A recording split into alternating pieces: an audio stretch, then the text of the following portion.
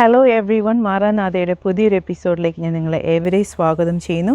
കഴിഞ്ഞ കാലങ്ങളിലൊക്കെ മിനിസ്ട്രി ഓർത്ത് പ്രാർത്ഥിക്കുകയും എനിക്ക് അനേകം മെസ്സേജ് അയക്കുകയും ഫോൺ ചെയ്യുകയൊക്കെ ചെയ്തിട്ടുണ്ട്. എല്ലാവരെയും ഓർത്ത് ഞാൻ നന്ദി പറയുന്നു. തുടർന്നും ഈ മിനിസ്ട്രിയുടെ അനുഗ്രഹത്തിനായി നിങ്ങളുടെ പ്രാർത്ഥനയിൽ ഓർക്കുക. ഇന്ന് നിങ്ങളുടെ മുന്നിൽ മെസ്സേജ് തരാൻ ആഗ്രഹിക്കുന്നത് സഹോദരി ദ്രൗപദിയാണ്, ദ്രൗപദി ജോൺസൺ. കഴിഞ്ഞ ഒരു എപ്പിസോഡ് നിങ്ങൾ കണ്ടിട്ടില്ലെങ്കിൽ അത് പോയി കാണുക. അത് യുദ്ധം ചെയ്ത വനിതകൾ, ബൈബിളിൽ നമ്മൾ ഒരുപാട് യുദ്ധം ചെയ്ത വനിതകളെക്കുറിച്ച് നമ്മൾ പഠിക്കുന്നുണ്ട് അല്ലേ. ഒരുപാട് ഉണ്ട്. ജീവിതത്തിൻ്റെ പല സാഹചര്യത്തിലും അല്ലെങ്കിൽ ബ്രേവ് ആകേണ്ട സാഹചര്യത്തിൽ ദൈവത്തിൻ്റെ സഹായത്തായി ബ്രേവ് ആയവരെക്കുറിച്ചും പ്രാർത്ഥനയാൽ ആ സാഹചര്യത്തെ മാറ്റിയ അനേക വനിതകളെക്കുറിച്ച് നമ്മൾ പഠിക്കുന്നുണ്ട്. അപ്പോൾ ദ്രൗപദി ആദ്യം എടുത്ത് ഇതൊരു സീരീസ് ഓഫ് എപ്പിസോഡായിരിക്കും. ദ്രൗപദി ആദ്യമേ എടുത്തത് പാപിനിയായ സ്ത്രീയെക്കുറിച്ചാണ്. യുദ്ധം ചെയ്ത വനിതകളിൽ പാർട്ട് 1 എടുത്തത്. ഇത് പാർട്ട് 2 ആണ്. സോ ഇത് നിങ്ങൾ ശ്രദ്ധിക്കുക. God bless you. Maranatha YouTube ചാനലിലൂടെ എന്നെ ശ്രമിക്കുന്ന എല്ലാ പ്രിയ സ്നേഹിതർക്കും കർത്താവ് യേശുക്രിസ്തുവിന്റെ നാമത്തിലുള്ള സ്നേഹവന്ദനം. ഞങ്ങൾ ഈ VBSനൊക്കെ പഠിപ്പിക്കാനായിട്ട് പോകുമ്പോൾ കൊച്ചു കുഞ്ഞുങ്ങളുടെയൊക്കെ ശ്രദ്ധ പിടിച്ചു പറ്റാനായിട്ട് ചെറിയ ചോദ്യങ്ങളൊക്കെ ചോദിക്കാറുണ്ട്. ഇന്ന് ചിരിക്കാത്തവരായിട്ടുള്ളവരൊന്ന് കൈ പൊക്കിക്കേ എന്ന് ഞങ്ങളിങ്ങനെ ചോദിക്കും. അപ്പോൾ ഈ കൈ പൊക്കുന്നതിന് പകരം അവിടെ വലിയൊരു കൂട്ട ചിരിയായിരിക്കും സാധാരണ നടക്കാറുള്ളത്. ദിവസത്തിൽ ഒരു പ്രാവശ്യമെങ്കിലും ചിരിക്കാത്തവരായിട്ട് ആരാണുള്ളത് അല്ലേ? പക്ഷെ ഞാൻ നിങ്ങളോട് ഒന്ന് ചോദിക്കട്ടെ, നമ്മുടെ ചുറ്റും നടക്കുന്ന ഈ ദുഃഖ വാർത്തകൾ കേട്ടു നമ്മുടെ ജീവിത ശൈലിയെ പോലും മാറ്റിമറിച്ച കോവിഡ് മൂലവും മറ്റ് നമ്മൾ നേരിടുന്ന വ്യത്യസ്തമായ പ്രശ്നങ്ങൾ കാരണവും നാം ചിരിക്കാൻ മറന്നുപോയിട്ടില്ലേ?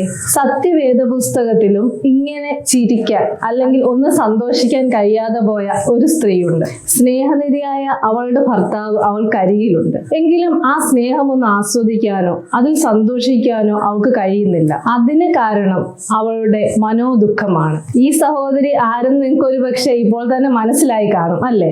യെസ്, ഹന്നയാണ് ആ സഹോദരി. തന്റെ വിഷമങ്ങളെ പ്രാർത്ഥനയിലൂടെ ജയിച്ചവർ. അവൾ തന്റെ വിഷമങ്ങളോട് എല്ലാം പൊരുതി പ്രാർത്ഥനയിൽ വിജയം നേടി. പ്രിയ സഹോദരി, ഹന്ന തന്റെ വിഷമങ്ങളെല്ലാം ദൈവസന്നിധിയിൽ പകർന്ന ശേഷം പിന്നെ അവളുടെ മുഖം വാടിയില്ല എന്നാണ് തിരുവെഴുത്തിൽ വായിക്കുന്നത്. അവളുടെ മുഖം പിന്നെ എപ്പോഴും സന്തോഷം കൊണ്ട് നിറഞ്ഞിരുന്നു. പിന്നെ അവളെ അലട്ടിക്കൊണ്ടിരുന്ന ആ മനോദുഃഖം ഓർത്ത് അവൾ വിഷമിക്കുകയോ കരയുകയോ ചെയ്തതായി വചനത്തിൽ രേഖപ്പെടുത്തിയിട്ടില്ല. പ്രിയ സഹോദരി, പ്രാർത്ഥന കേൾക്കാൻ നമുക്കൊരു ദൈവം ഉണ്ടായിട്ടും എന്തിനാണ് വിഷമങ്ങളെയെല്ലാം ഉള്ളിൽ ഒതുക്കിക്കൊണ്ട് നടക്കുന്നത്? നിന്റെ ഭാരം യഹോവയിൽ വെച്ചുകൊള്ളുക, അവൻ നിന്നെ പുലർത്തിക്കൊള്ളും എന്ന വാഗ്ദത്തമില്ലേ? എന്നിട്ടും ഈ നെടുവീർപ്പുകളുടെയും വിഷാദ ഭാവത്തിന്റെയും ആവശ്യം എന്താണ്? ദൈവസന്നിധിയിലേക്ക് പോകാം. താങ്കളുടെ ഭാരമെല്ലാം അവിടെ ഇറക്കി വെക്കാം. സകല ബുദ്ധിയെ കവിയുന്ന ദൈവിക സമാധാനം പ്രാപിക്കാം. നമുക്ക് മറ്റുള്ളവരിലേക്ക് പകരാൻ കഴിയുന്ന ഒന്നാണ് സന്തോഷം. ഒരിക്കൽ ഒരു രാജാവ് തന്റെ മന്ത്രിയുമായി നടക്കാനായിട്ട് ഇറങ്ങി. അവരിങ്ങനെ നടന്നു പോയപ്പോൾ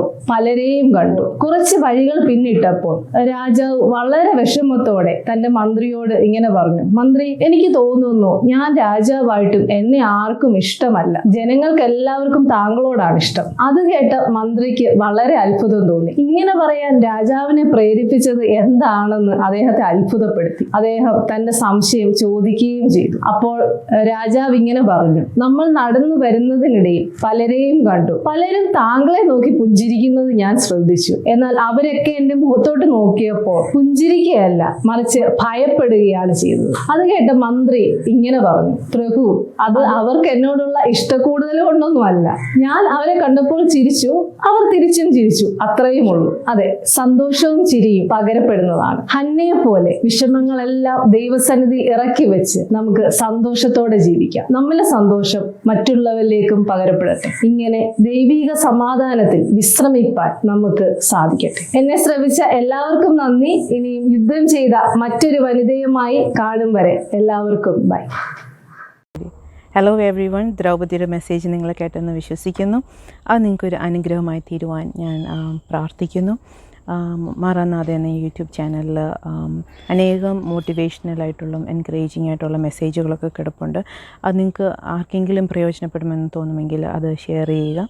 അങ്ങനെ നമുക്ക് മറ്റുള്ളവരെയും എൻകറേജ് ചെയ്യുകയും അവരെ ഓർത്ത് പ്രാർത്ഥിക്കുകയും ഒക്കെ ചെയ്യാം. ദൈവം നിങ്ങളെ ഓരോരുത്തരെയും ധാരാളമായി അനുഗ്രഹിക്കട്ടെ. അവൻ്റെ നാമം മാത്രം മഹത്വപ്പെടട്ടെ. Thank you.